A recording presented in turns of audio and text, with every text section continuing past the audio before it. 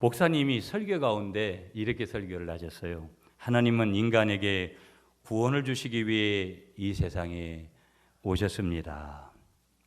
이렇게 설교를 하니까 설교를 끝난 후에 한 초등학생이 목사님을 찾아와 가지고 질문을 했어요. 뭐라고 질문을 했냐면, 목사님, 그런데 목사님, 왜 하나님은 우리에게 10원이 아니고 구원을 주셨어요?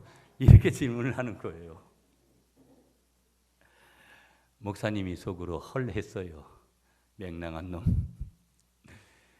그러면서 약간은 황당했지만, 목사님이 순간 당황도 했지만 고민을 하다가 지혜가 떠올랐어요. 그래서 뭐라고 답을 했냐면 이렇게 답을 했어요. 그건 하나님이 11조로 먼저 1원을 떼시고 구원을 주신 거란다.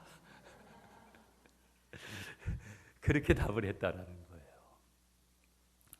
정신분석학자 중에 에릭 프롬이라는 분이 있습니다. 그분이 쓴 책 중에 소유냐 존재냐라는 책이 있어요. 이 에릭 프롬은 소유냐 존재냐라는 이 책 속에서 인간을 두 종류로 구분을 해요. 첫 번째 인간이 어떤 인간이냐면 소유형 인간이고, 두 번째 인간은 바로 존재형 인간이다. 소유형 인간과 존재형 인간으로 두 종류로 인간을 구분을 해요. 소유형 인간은 어떠냐면, 오늘 아침에 발음이 영 안 따라오네. 소유형 인간은 어떠냐면요, 삶의 의미, 목적을 항상 어디에 두냐면 소유에 두고 사는 거예요. 여러분, 정말 이런 사람들은 비참해요. 아니, 그거 다 모아서 뭐 하겠어요, 여러분? 저는 늘 그러잖아요. 좋은 차도 타고 좋은 옷도 입고, 여러분 좋은 집도 사세요. 아멘이십니까? 아니, 한 번 이 땅에 사는데 왜 그걸 못해요? 외국에 여행도 가시고, 지난번에 홍콩에 가서 여러분 그 하자가 조금 있는 면세점에 갔는데도 웬만한 건 300만 원, 500만 원 이러니까 뭔 선물을 살 수가 없더라고요. 아이 쇼핑만 하다가 그냥 포기하고. 여러분, 그냥 이상의 세계지만 하나님이 이상의 세계도 때로도 누리도록 하시면 우리 예수 믿는 사람도 누려야 될 줄 믿습니다. 과한 것이 문제죠. 하나님의 뜻대로 살지 않으면서 그런 데만 치중하는 것이 문제지만, 한 번 사는 건데 왜 못 누리세요? 아멘이십니까? 이 소유형 인간은 오직 그런 데만 관심을 두기 때문에 문제라는 거예요. 두 번째로 분류하는 인간이 이 존재형 인간인데요. 존재형 인간은 항상 어디에 목적을 두냐면 삶의 의미, 내가 왜 사는가, 그리고 삶의 목적을 인간답게 살아가는, 그리스도인답게 살아가는, 그 인간답게 존재하는 데 두고 삶의 의미를 두고 살아가는 사람이 바로 누구냐면 존재형 인간이라는 거예요. 세계적인 성령 치유 사역자 베니힌 목사님을 여러분이 조금 기억하실 거예요. 안녕하세요 성령님, 이런 책을 쓰신 분이죠. 그분이 쓴 책 중에 예수 믿는 사람들이 부자로 사는 것은 하나님의 뜻입니다, 이런 책이 있습니다. 이 목사님은 이 책을 통해서 뭐라고 소개를 하냐면, 하나님께서 우리에게 주시는 복된 길이 있는데 그 길을 발견하고 나면 부자로 못 사는 게 기적이라는 거예요. 이 굉장히 중요한 의미심장한 얘기입니다, 여러분. 여전히 나는 아직까지 가난하다고 생각하는 분들, 메시지를 받으세요. 재정의 기름 부으심을 받아야 되는 거예요. 아멘이십니까? 정상적으로 예수를 믿으면 창세기 1장부터 하나님은 바라크라는, 복을 주신다라는 이 복의 개념을 통해서 이미 약간은 기독교는 기복적인 의미가 강한 것도 한편에 있다라는 것. 물론 우리가 기복주의가 돼서는 안 되지만, 우리가 때로는 복을 추구하는 것은 인간이 당연한 것이고 하나님이 인간에게 심어준 마음이라는 거예요. 여러분 믿습니까? 그러므로 하나님이 복의 근원이신데 아빠를 통해서 복을 받는 건 당연하다라는 거예요. 그것이 물질의 복이든 자녀의 복이든 건강의 복이든 가정의 복이든 교회의 복이든, 그것이 어떤 형태로서의 복이든 하나님이 주시는 거라면, 하나님이 기뻐하시는 거라면 우리 모두가 다 취하고 누려야 될 줄 믿습니다. 그런데 우리가 신앙생활을 하다 보면 신앙생활을 배울 때 잘 배우는 게 얼마나 중요한지 몰라요. 여러분, 그래서 내 옆에 있는 사람이 참 중요해요. 누구를 통해서 내가 신앙의 가이드를 받느냐가 얼마나 중요한지 몰라요. 운동선수가 운동을 잘하려면, 스타가 되려면 뭐냐면 기본 자세가 잘 되어야 되는 거예요. 기초부터 잘 되어져야 되는 거예요. 그러니까 운동은 이 기본 자세거든요. 펌이라 이 말이죠. 이런 펌이 잘못되어지면 아무리 기본적인 그 외의 것들이 좋아도 결국은 본 실력을 낼 수가 없는 거예요. 신앙도 마찬가지라는 거예요. 믿음 생활도 우리가 하나님 안에서 기뻐하시는 그런 신앙생활을 하려면 신앙생활을 잘 배워야 돼요. 아멘이십니까? 신앙생활 오늘 여기 저희 교회도 많이 안 하신 분들 계시죠? 여러분 꼭 신앙의 기본을 바르게 세워가시는 여러분이 되시기를 축복하겠습니다. 재정의 기름 부으심에 대해서 우리는 한번 생각해야 되고, 모든 살아가는 사람의 근본이 내가 직장 생활을 하고 내가 사업을 하는 거, 여러분 자선 사업하려고 그거 아십니까? 그거 아니다라는 걸 이미 알아요. 우리는 돈을 벌기 위해서 우리가 직장 생활하고 사업도 하고 여러 가지 장사도 하는 것 아니겠어요? 장사를 하는 사람은 반드시 뭐예요? 이문을 남기는 거예요. 이걸 신앙적으로 하면 재정의 기름 부으심이 있어야 돼요. 사업의 터전, 직장의 터전, 장사의 터전을 통해서 역사하시는 하나님의 귀한 은혜, 그것이 저와 여러분들에게 반드시 있어야 될 줄 믿습니다. 여러분, 세계적인 갑부들은 다 유대인들이에요. 유대인들은 삶의 방식이 뭐예요? 철저히 하나님 중심적인 거예요. 유대교는 여러분 예수님이 없습니다. 그러면 유대교예요. 예수님이 더해지면 기독교예요. 어떻게 보면 약간 유대교는 이단이다 이렇게도 볼 수 있지만, 하나님을 믿는다라는 그 개념에서는 우리가 어떤 동질감을 가지는데, 그들이 그렇게 갑부로 살아갈 수 있는 비결은 다른 거 아니에요. 쉐마가요. 어렸을 때부터 하나님의 말씀을 듣고 이마에 붙이고 여러 가지 경문각을 통해서 여러 부분들을 통해서 하나님의 말씀을 가까이 하고, 그래서 이스라엘에는 청소년 교도소가 없다고 그랬잖아요. 3대가 모여도 세대 차이가 느끼지를 않는 거예요. 왜? 늘 하나님의 말씀 속에서 살아가니까 동질감이 있는 거예요.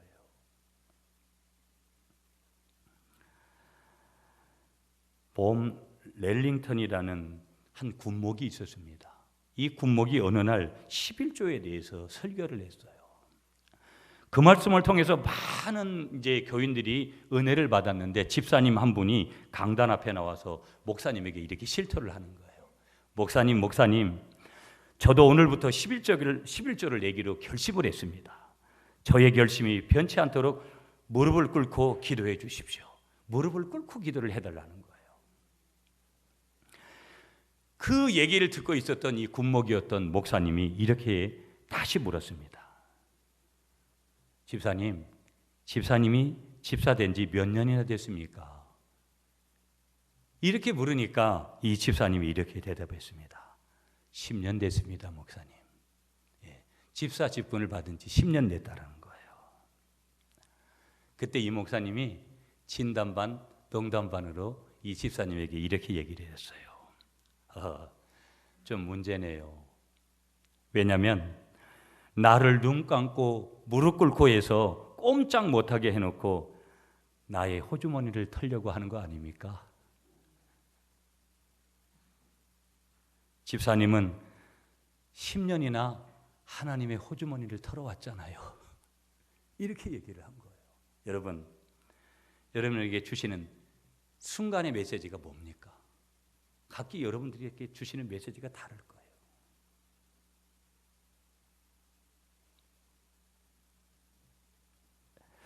미국에 11조로 부흥한 한 교회가 있었습니다. 그 교회가 벤나이스라는 교회인데요. 이 교회가 교인이 몇 명이냐면 1만 명입니다. 출석 교인이. 순복음 교단에 속한 교회인데요. 교인들이 많아가지고 사부로 예비를 드리는 그런 교회입니다. 그 교회를 부산에 계신 박영근 목사님이, 영흥교회를 심호하시는 목사님이 그렇게 다녀오셨는데요. 그 교회를 방문해서 어떤 목회자에게 질문을 한 거예요. 뭘 질문했냐면, 이 교회가 부흥하게 된 원인이 뭡니까? 그렇게 질문을 했어요. 그렇게 질문을 하니까 그 질문을 받은 부목사님 한 분이 이렇게 대답을 해줬다라는 거예요. 수년 전부터 11월 달이 되면 3주 동안 계속해서 11조 설교를 하고 11조를 하도록 작정을 시켜왔다라는 거예요. 그런데 그때부터 교회의 재정이 4배로 불어나서 교회 부근에 있는 집들을 사들이게 되어지고 현재는 수만 평의 대지를 확보하고 지금 교회가 부흥을 하니까 가정생활도 덩달아 또 부흥이 되더라는 거예요. 여러분, 가정과 교회는 늘 밀접한 관계를 뗄래야 뗄 수 없는 거거든요. 가정이 잘 돼야 교회가 잘 되고 교회가 잘 돼야 가정이 평안한 거거든요. 아멘이십니까 여러분? 여러분, 성경의 한 인물을 우리가 한번 조명해 봐야 되는데 크로즈업을 해보면 다윗이라는 인물을 한번 보는데 다윗의 재물관을 한번 봐야 돼요. 다윗의 재물관이 어디에 나와 있냐면 역대상 29장 14절에 정확하게 나와 있어요. 제가 성경을 좀 읽어드릴게요. 나와 나의 백성이 무엇이 간데 이처럼 즐거운 마음으로 드릴 힘이 있었나이까. 모든 것이 주께로 말미암아 싸우니 우리가 주의 손에서 받은 것으로 주께 드렸을 뿐이니이다. 역대상 29장 14절에 다 모든 것이 성전 건축을 하나님께서 다윗은 피를 많이 흘렸기 때문에 허락을 안 하시고 다윗의 아들인 솔로몬에게 허락하는데 다윗이 아버지가 아들이 성전 지은 모든 것들을 다 비용을 준비해 놓습니다. 그런데 이 다윗의 재물관은 왜 다윗이 이렇게 재물이 많아졌느냐? 재물관이 확실한 거예요. 모든 것이 다 주의 손으로 왔고 주님의 것이다라는 이 고백을 분명하게 한 거예요. 아멘이십니까 여러분? 우리는 아침에 이런 질문을 한번 해봐야 돼요. 여러분, 내가 가지고 있는 거, 여러분의 재산, 부동산은 얼마인지 저는 잘 몰라요. 그렇지만 얼마가 됐든 간에 우리는 내 것이 어디로부터 왔는가 하는 소유권에 대한 분명한 자기 고백, 그런 확신이 있어야 될 줄 믿습니다. 오늘 다윗은요, 모든 물질이 하나님께로부터 왔으며 하나님을 위해 사용되어야 한다라는 것을 어떻게 했느냐? 분명하게 한 줄 믿습니다. 대단히 중요한 거예요. 하나님 앞에서 분명한 재물과는 깊은 헌신을 가져오는 거예요. 내가 주님의 일이라면 무엇이든지 주님 앞에서, 그리고 중요한 사실은 그렇게 헌신할 때 주님 앞에서 놀라운 축복이 임하게 되는 줄 믿습니다. 그러므로 우리는 하나님이 원하시는 재물관, 하나님이 원하시는 물질관을 가져야 될 줄 믿습니다.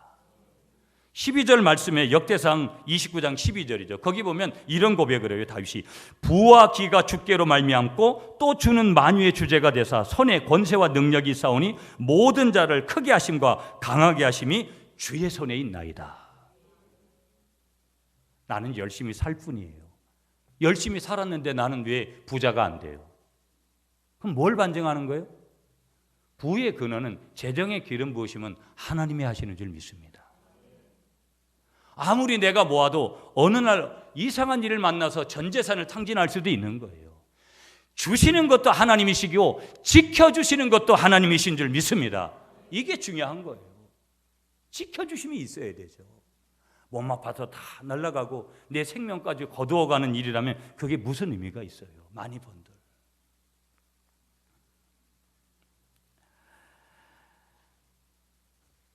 예수님이 친히 말씀하시기를 이런 말씀을 주셨어요. 하나님과 재물을 겸하여 섬길 수가 없다. 우리말 성경에 재물은 뭘로 되어 있냐면 원문에 이렇게 되어 있어요. 여러분, 만몬, 돈 귀신, 그렇게 되어 있어요. 그러니까 돈 귀신이 되느냐, 만몬이 되느냐, 아니면 하나님이 되느냐, 굉장히 중요한 얘기입니다. 여러분, 한마디로 내가 가지고 있는 이 물질의 돈이 하나님의 은혜의 도구가 될 수 있고요, 반대로 어느 때는 뭐예요? 우상 섬김의 도구가 될 수 있다라는 거예요. 내가 가지고 있는 돈을 통해서 하나님을 섬기는 자의 모습에 누림이 되느냐, 아니면 우상을 섬기는 도구로 전락해버리느냐, 얼마든지 이게 좌로 갈 수 있고 우로 갈 수 있다라는 거예요. 예수님께서 대표적으로 37가지의 비유를 말씀하셨습니다. 성경에, 신약 성경을 보면. 그런데 무려 17가지가 재물에 대한 비유의 말씀이고요, 성경 말씀에 특별히 물질에 관한 구절이 특별히 2084절이나 됩니다. 무려 구원이나 믿음에 대한 구절보다 10배로 많습니다. 왜 하나님께서는 성경에 수많은 끊임없이 물질에 대한 말씀을 우리에게 하셨을까요? 왜? 그것은 항상 그 물질이 하나님을 위해서 쓰여지지 않으면 자기 자신과 다른 정력적으로 쓰여질 때는 결국은 그게 뭐가 된다는 거예요? 우상이 된다는 거예요. 하나님이 가장 싫어하는 건 뭐예요? 나 외에 다른 신을 섬기는 거예요. 그러므로 은혜의 도구로 만들 것이냐, 우상 섬김의 도구로 만들 것이냐, 우리는 선택하라는 거예요. 아멘이십니까, 여러분? 분명하게 해야 될 사실 한 가지가 뭐냐? 돈을 버는 문제도 중요한 것이지만 더 중요한 것은 뭐냐? 돈을 어떻게 쓰면서 크리스천으로 살아가느냐, 이건 더 중요하더라는 거예요. 돈은 잘 쓰면 약이 되지만 잘못 쓰면 뭐가 된다라는 거예요? 독이 될 수도 있다라는 거예요. 어떤 분들은 그냥 특히 우리 남자분들, 요즘은 뭐 여자분들도 술을 잘 마시니까요. 요즘은 뭐 그냥 웬만한 데서도 뭐 나이도 몇 살 안 먹은 것 같은데도 그냥 아무 데서나 담배 피우고 그냥 밖에 보면 술 먹고 뭐 하는 데는 갔다가 그냥 술 먹으니까 나중에 저도 그럴 때가 참 많았거든요. 예전에 그냥 월급 봉투 다 갖다 주고 하루 저녁에 그냥 술집에다가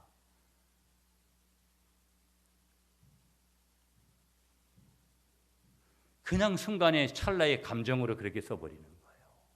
버는 것도 잘 벌어야 되지만 쓰는 것도 잘 써야 된다는 것을 믿으시는 여러분이 되시기를 간절히 축복하겠습니다. 그래서 오늘 우리는 이런 질문을 해야 돼요, 여러분. 한번 따라 하시겠습니다. 하나님, 돈을 어떻게 쓸까요? 항상 돈을 쓸 때도 하나님 앞에 질문을 해야 돼요. 하나님, 이 돈을 어떻게 쓸까요?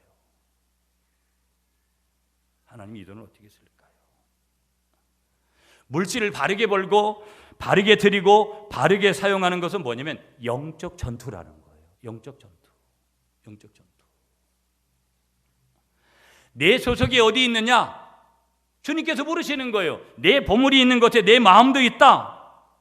돈을 어디에 쓰느냐를 그것을 보게 되어지면 그 사람의 신앙의 수준이 어떤 것인지를 알 수 있고 인격의 수준이 어떤 것인지를 알 수 있더라는 거예요. 돈을 어떻게 쓰느냐 하는 것을 보면 천국과 지옥이 거기서 나누어지기도 하고요. 돈을 어떻게 사용하는 것을 보면 하늘 백성과 땅의 백성이 거기에서 나뉘어지더라는 거예요. 하나님이 우리를 창조하신 줄 믿습니다, 여러분. 6일 만에 창조하셨잖아요. 그리고 7일째는 안식하셨는데 6일 동안 이 땅의 모든 것을 창조하시고 에덴 동산에 창조하셔서 아담과 하와에게 주시고 함께 영원토록 그들과 교제의 관계를 이루시기를 원하셨습니다. 그러나 문제가 뭐냐면 하나님의 한 가지 명령이 있었는데 행복과 기쁨을 누리기 위해서 하나님과의 바른 관계를 유지하도록 하기 위해서 선악과는 먹지 말라고 했어요, 하나님께서. 그러나 사람이 선악과를 범함으로 하나님과의 관계는 물론 자연과의 관계도 뭐로 변하고 마냐면 적대적으로 변하게 되어졌고 수고하고 땀을 흘리면서 고생해야 하는 존재로 전락을 하고 맙니다. 우리 인간이. 그렇다면 우리는 오늘 이 아침에 이런 질문을 해야 돼요. 그렇다면 에덴 동산의 아담과 하와만 선악과를 먹었느냐라는 거예요. 21세기 이 포스트 모더니즘 시대를 살아가는 종교다원주의 시대를 살아가는 이 정보화 시대를 살아가는 우리에게도 뭐가 존재하는 것이냐? 선악과가 존재하더라는 거예요. 두 가지의 선악과가 존재하는데 첫째는 시간의 선악과가 존재하더라는 거예요. 우리가 주일이 되면 주일 성수해야 돼요. 우리가 하나님 앞에 설 때에는 반드시 서야 되는 거예요. 그 시간의 선악과를 범하지 말라는 것이죠. 특히 주일성수의 개념 얼마나 중요한지 몰라요. 두 번째 말씀하시는 선악과가 뭐냐면 물질의 선악과, 곧 오늘 말씀을 나누는 11조를 말씀하시는 거예요. 아담과 하와가 선악과를 따먹어서 결국은 에덴 동산에서 추방을 당한 것처럼 오늘 우리가 11조를 드리지 않는 것은 뭐예요? 선악과를 따먹는 거하고 동일한 개념이라는 거예요. 굉장히 중요한 말씀 드리는 거예요, 여러분. 오늘 우리는 왜 11조를 선악과로 여겨야 되느냐? 그것은 다른 것이 아니라 오늘 성경 보면 11조가 사람의 것이 아니기 때문에. 아멘이십니까, 여러분? 8절 말씀 오늘 본문으로 가서 8절 읽겠습니다. 말라기 3장 8절 시작.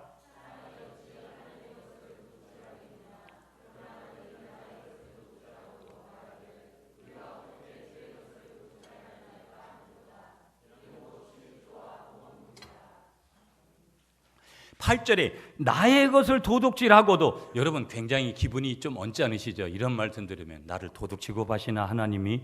그렇지만 이 말의 뜻이 뭐냐면 나의 소유로 구분해야 할 것을 구분하지 못하고 자기 뜻대로 누리는 것, 이걸 하나님이 지적하시는 거예요.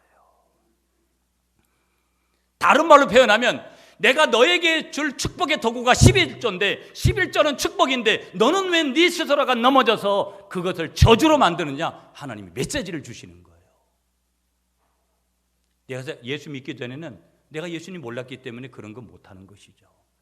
예수님을 영접한 순간 우리가 눈을 떠야 되는 것은 특히 물질에 대해서는 여기에 눈을 뜨라는 것이죠. 굉장히 중요한 말씀이에요, 여러분. 다시 말하면 하나님 거와 내 것을 구별하지 못하고 살아가는 사람들이 얼마나 많은지 모른다라는 거예요. 그래서 이로 인하여서 본문에는 이게 아주 거북스러운 말이죠. 저주라는 단어를 썼어요. 참 어제 이 받는 입장에서는 굉장히 불편해질 수 있는, 우리 예수 믿는 우리들이 하나님의 자녀의 입장에서 우리 아버지가 왜 이런 단어를 썼는가 기분 나쁠 수 있는. 그러면서 예수님께서는 우리 호주머니를 다스리기 전까지 우리는 온전한 뭐가 될 수 없는 것이냐? 예수 믿는 그리스도인이 될 수 없다. 진정한 제자가 될 수 없다. 그렇게 선언하시는 거예요. 여러분, 예수 믿으면 구원의 확신, 예수 믿는 구원의 5대 확신, 우리가 구원의 확신, 우리가 기도응답의 확신, 사죄의 확신, 승리의 확신, 인도의 확신, 이런 5대 확신을 배웠으면 그 다음엔 뭘 배워야 되냐면 우리가 물질을 바르게 드리는 법, 특별히 그 여러 가지 중에서도 11조 드리는 방법을 반드시 배워야 됩니다. 배우시기 바랍니다. 배우신 분들은 더 확실하게 온전하게 배워가시는 여러분이 되시기를 간절히 축복하겠습니다. 8절 하반절에 뭐라고 말씀하세요? 거기 보면 11조와 헌물을 나누어서 말씀하세요. 봉헌물을. 어떻게 보면 11조 드리는 거 당연한 거, 봉헌물, 우리가 주일헌금 드리고 우리가 성경헌금 드리고 우리가 감사헌금 드리는 거, 이런 거 구분하지 못한 것까지도 하나님이 그것을 갖다 지적하고 계시는 거예요.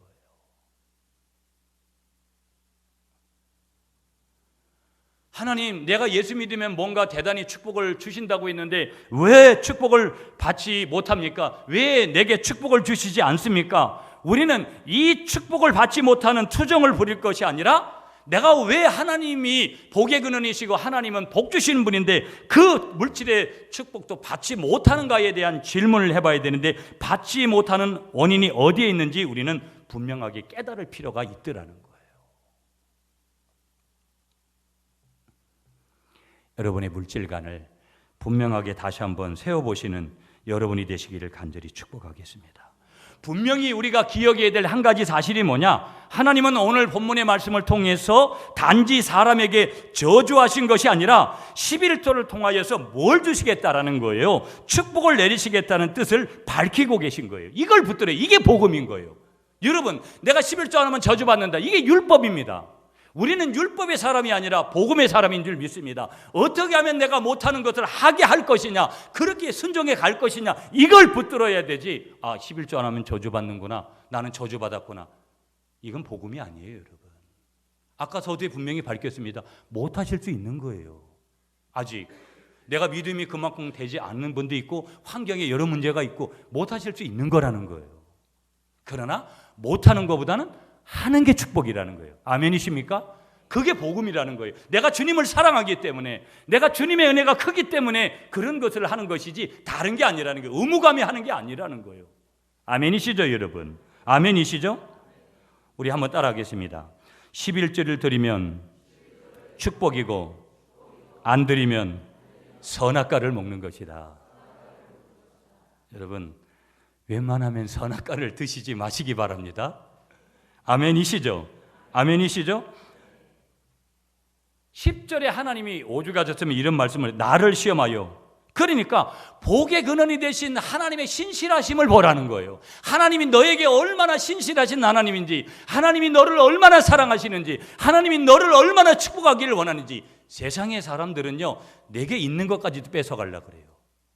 자식들은요, 부모님한테 있는 거 어떻게 하면 유산받고 그러려고 하는 자식들이 너무 많아요. 우리 아버지는 너무 우리에게 주시려고 하는 거예요. 아멘이십니까? 하나님이 성경에서 유일하게 하나님을 테스트하도록 그렇게 만드신 구절이 여기에요. 시험하여 보라. 하나님은 절대 시험의 대상이 아닙니다. 그런데 하나님을 11조 드리는 이 예물의 만큼은 시험하라고 그렇게 말씀하여 주신 줄 믿습니다. 아멘이시죠? 그렇다면 우리는 이런 질문을 해야 돼요. 여기서요. 그렇다면 왜 하나님은 우리가 조금 이렇게 불편해질 수 있는 11조를 원할까? 여러분 나중에 집에 가서 한번 찾아보세요. 시편 50편 10절 12절을 한번 보시면, 시편 50편 10절 11절 12절을 보시면 그것은 바로 물질의 주관자가 하나님이시고 물질보다 크신 하나님 앞에 우리가 믿음을 보임으로써 하나님과의 관계를 바로 세우도록 하는 것에 목적이 있는 거예요. 하나님과의 관계를 바로 세우는 거. 여러분 저도요, 우리 집사람하고 연애할 때 매일 만났거든요. 죄송합니다. 용서하시고. 예, 매일 만나서 어디 갔느냐? 신평에 포장마차를 갔어요. 매일 거기 가서. 그런데 사귄 지 얼마 안 됐는데 우리 집사람이 그때 30몇만 원짜리 시계를 사주더라고요. 그러니까 또 저도 받아놓고 어떻게 해요? 또 저도 사뒀죠. 여러분 사랑하는 사람한테 뭐든지 주는 거예요. 시간도 주고 몸도 주고 물질도 주고 모든 걸 주는 거예요. 하나님과의 관계가 바르면 이 사람과의 관계도 그런데 하나님 앞에 뭔들 못 드리겠어요. 여러분 제가 20년 목회를 했더라고요. 직장 12년을 다니고 20년 목회를 했어요. 제가 목회를 하기 전에 오살리에 가가지고 거기서 다 죽어가고 할렐루야 기도원 가가지고 그 말기 암 환자들하고 누워 있으면서 저는 그때 거기서 모든 걸 다 놨어요. 제가 가지고 있는 그 당시 아파트 모든 거 하나님이 원하시면 다 드리겠다고. 생명이 끝날 판인데 그게 뭐가 대수예요? 뭐가 중요하냐면 하나님은 그게 목적이 아니세요. 우리의 헌금을 받는 목적이 아니라 우리의 중심, 우리의 마음이 목적인 줄 믿습니다. 기독교는 관계죠. 관계. 하나님과 내가 얼마나 관계가 깊으냐. 자, 오늘 성경으로 한번 돌아가 볼게요, 여러분.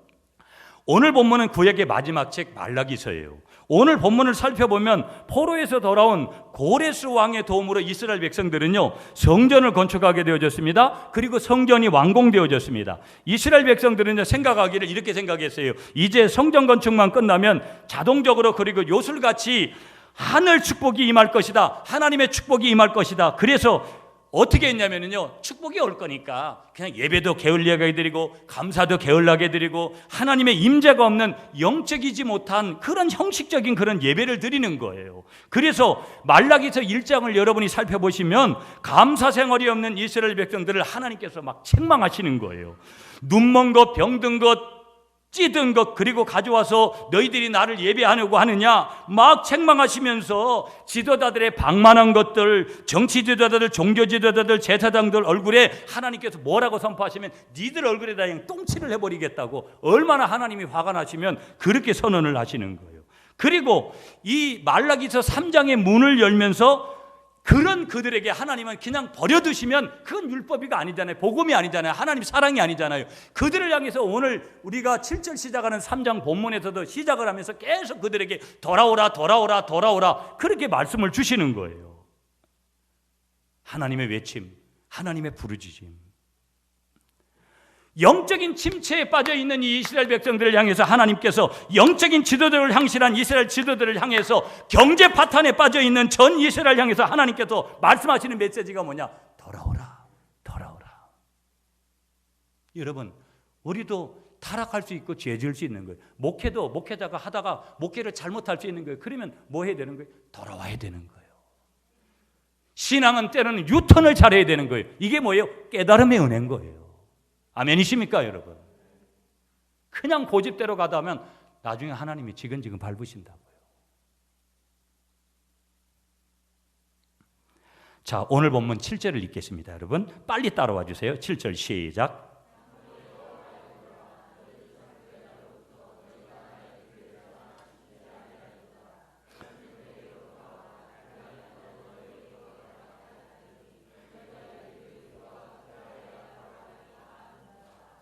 자, 보세요, 여러분. 하나님이 3번씩이나 돌아오라고 말씀하세요. 돌아오라는 단어를. 그러니까 이스라엘 백성들이 뭐라고 얘기를 하냐면, 하나님, 우리가 어떻게 하나님께 돌아갈 수 있습니까? 이렇게 질문하는 거예요. 우리가 한번 여러분 상식적으로 오늘 본문을 한번 생각해 보세요. 1절부터 말라기서를 나중에 한번 읽어보시면 우리가 상식적으로 생각을 하면, 하나님의 말씀을 깊이 생각하면, 우리가 여기서 너희들이 내게 돌아오기 위해서 무릎을 꿇도록 기도해라, 너희들이 말씀을 더 읽어라, 묵상해라, 그리고 교회로 돌아오라, 여러 가지 그런 말씀을 해야 되는데, 너희들이 열심히 전도를 해라, 이런 말씀을 주셔야 되는데, 오늘 본문 8절을 보면 엉뚱한 말씀을 하시는 거예요. 하나님께서 돌아오라고 말씀하시면서, 사람이 어찌 하나님의 것을 도둑질하겠느냐, 그러나 너희는 나의 것을 도둑질하고도 말하기를 우리가 어떻게 주의 것을 도둑질하였나이까 하는도다. 이는 것 11조와 봉헌문이라. 너희가 11조 때 먹었다. 아니, 이 얘기가, 이 본문이 여기서 갑자기 돌아오라 해놓고 우리가 범죄했기 때문에 돌아오라 하고 갑자기 갖다 생뚱맞게 11조 얘기를 꺼내시는 거예요. 성경을 잘 읽다 보면 하나님이 순간 이해 안 될 수 있는 거예요. 이스라엘 백성들이 하나님 앞에 그래서 항의합니다. 하나님, 지금 하나님이 말씀하시는 건 내가 생각할 때는, 상식으로 생각할 때는 지금 앞뒤 안 맞는 얘기를 지금 하십니다. 백성들이 회개를 나놓고 왜 지금 갑자기 돈 얘기하시는 거예요, 하나님? 그러나 말라기를 통한 지금 하나님의 메시지, 우리가 붙들어야 될 메시지는 뭐냐? 하나님의 음성은 돈에는 영적인 의미가 있다는 거예요. 이게 중요한 거예요. 돈을 어떻게 쓰느냐 하는 것을 보면 그 사람이, 아까도 말씀드렸죠, 영적인 수준, 영적인 인격, 가치관을 볼 수가 있다는 거예요. 단순히 재물의 문제가 아니더라는 거예요. 우선순위의 문제더라는 거예요. 돈 회개가 가장 기초적인 회개임을 아울러 가장 쉬운 회개라는 것을 알아야 된다는 거예요. 이 회개하지 못하면 다른 회개 못한다는 거예요. 또 한편 이 회개가 마지막 회개고 마지막 결단이라는 거예요. 너희들의, 이스라엘 백성들을 향해서. 그런데 여기서 한 가지 더 질문해야 돼요, 여러분.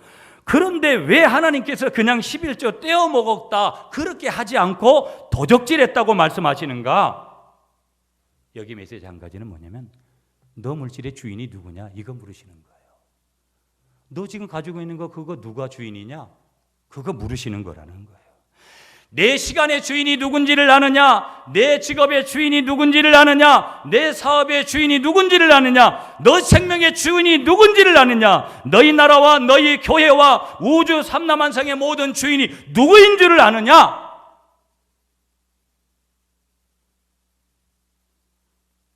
이때 내가 이렇게 질문했어요. 그러면 하나님, 나는 누구예요? 그때 하나님 이렇게 우리에게 답을 주시는 거예요. 너는 나의 청지기다. 한번 따라하겠습니다. 나는 하나님의 청지기입니다. 너희들이 지금 나의 청지기라는 사실을 분명히 선언한 징표가 있어야 되는데, 그것이 뭐냐? 11조라는 거예요. 하나님 다 내 돈, 이거 하나님 것입니다. 나는 하나님의 청지기입니다. 이것에 대한 징표가 뭐라는 거예요? 11조라는 거예요. 11조. 자, 그러면 우리가 여기서 짧게 이런 걸 봐야 돼요. 11절을 어떻게 드려야 되느냐? 10절 말씀. 자, 오늘 10절로 가겠습니다. 10절 시작.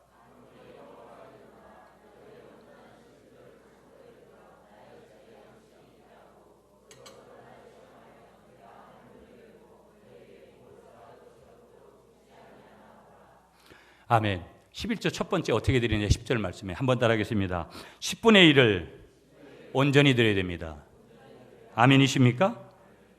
두 번째 11조는 어디에다 바쳐야 되느냐? 한번 따라하겠습니다. 11조는 내가 출석하는 교회에 드려야 됩니다.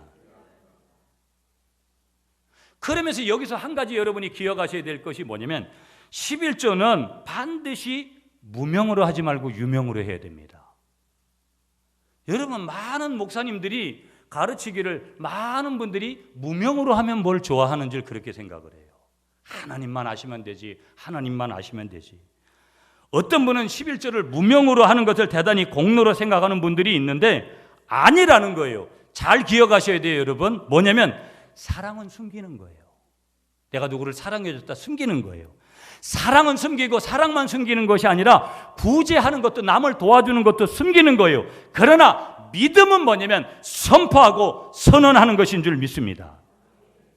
우리가 11조를 드리고 건축헌금을 드리고 성경을 드리는 모든 헌금은 뭐 하는 거예요? 내 믿음을 선언하고 선포하는 줄 믿습니다. 그러므로 내가 뭐 해야 돼요? 당당해야 될 줄 믿습니다. 구제 헌금을 한다든지 이웃을 들을 때는 오른손이 하는 일을 왼손이 모르도록 내 돈이 누구에게 갔는지를 몰라야 되는 거예요. 내 돈이 기억지도 말아야 된다라는 거예요. 한번 따라하겠습니다. 믿음은 공개적으로, 선행은 은밀하게. 이게 성경적인 원리라는 거예요. 그러니까 반드시 여러분 구제 헌금이나 이런 것들은 무명으로 하시고 헌물하고 이런 것들은 무명으로 하시되 유명해도 상관없고 반드시 여러분 11조와 이런 것들은 유명으로 하셔야 되는 거예요. 자기 직분을 쓰시고. 아멘이십니까?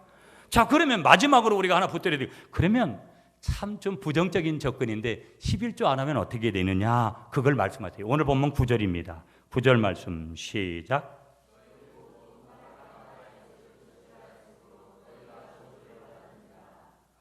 예.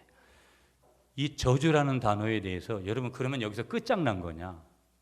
이미 내가 그것을 하나님께서 다른 방편으로 조치를 하셨다는 거예요. 어느 교회 목사님한테 분이 물었어요. 목사님 교회는 100% 11조를 안 해요. 그때 이 목사님이 이렇게 얘기했어요. 우리 교회는 50%는 하나님 앞에 11조를 드리고 50%는 하나님이 거두어 가십니다. 이걸 잘 구분하셔야 돼요, 여러분. 그러니까 우리가 11조 할 수 있는 믿음을 달라고 우리가 고백을 하는 것이죠. 그래서 이 저주라는 단어가 끝났다가 아니라는 거예요. 언제든지 새롭게 시작할 수 있는 동기부여의 단어라는 거.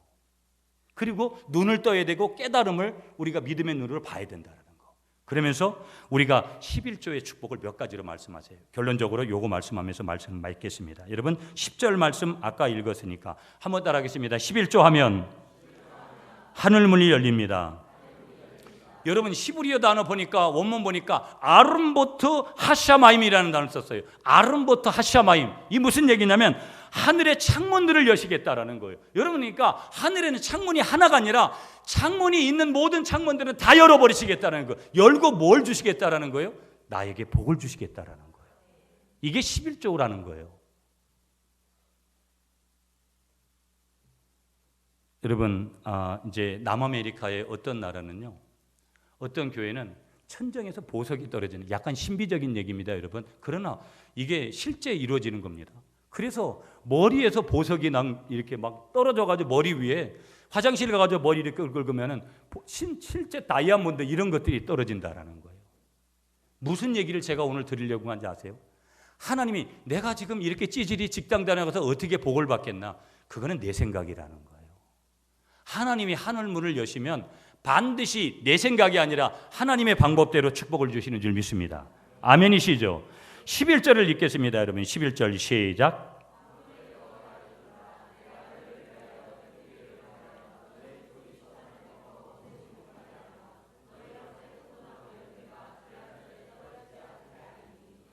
두 번째 11조의 축복이 뭐냐? 여기 메뚜기, 황충.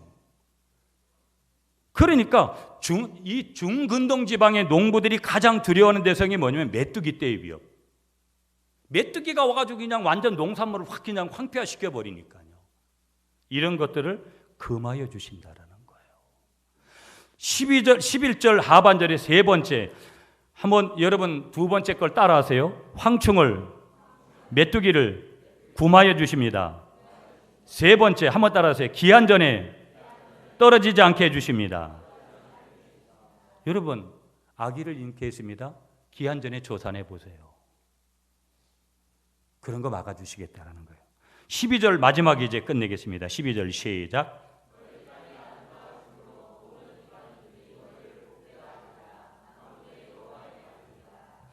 네 번째 한번 따라하겠습니다. 땅이 아름다워집니다. 열방이 복되다고 하십니다. 이게 다섯 번째로 주시는 거예요. 네 번째, 다섯 번째.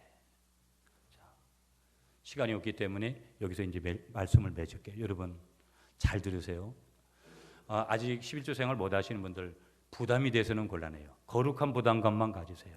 그리고 하나님 또 결단이 되시면 그렇게 순종하시면 돼요.